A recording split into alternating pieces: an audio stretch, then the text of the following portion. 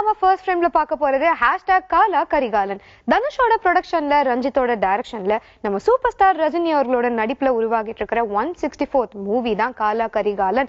இந்த படத்தினுடைய டைட்டில ரீசெண்டா தாங்க ரிவீல் பண்ணிருந்தாங்க. சோ டைட்டில் ரிலீஸ் ஆனதுல இருந்தே ஹீரோயின் யாரு அப்படிங்கிற கேள்வி தான் எல்லாருக்குள்ளயுமே அடுத்ததா தோணுச்சு.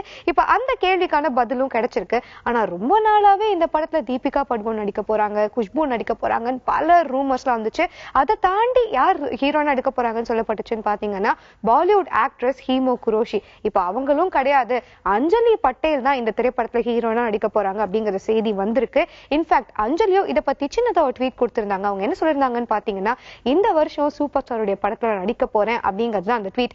இந்த ட்வீட் ரொம்பவே சின்ன ட்வீட்டா இருந்தாலும் கூட இப்ப அதிகமா ட்ரெண்டிங்ல போயிட்டு இருக்குன்னு சொல்லலாம். இந்த படத்துல இருந்து நிறைய போஸ்டர்ஸ் கூட சமீபத்துல ரிலீஸ் ஆயிருக்குங்க. போஸ்டர்ஸ்க்கு அதிக அளவுல வரவேற்பு கிடைச்சிருக்குன்னு சொல்லலாம். போஸ்டருக்கு இவ்வளவு வரவேற்புனா அப்ப டீசரும் ட்ரெய்லரும் ரிலீஸ் ஆச்சுன்னா கண்டிப்பா அதிக அளவுல வரவேற்பு இருக்கும் அப்படிங்கறதுல எந்த டவுட்டும் கிடையாது. சோ இந்த படத்துடைய அடுத்த அப்டேட்டை இன்னும் கொஞ்ச நாள் வெயிட் பண்ணி பார்க்கலாம்.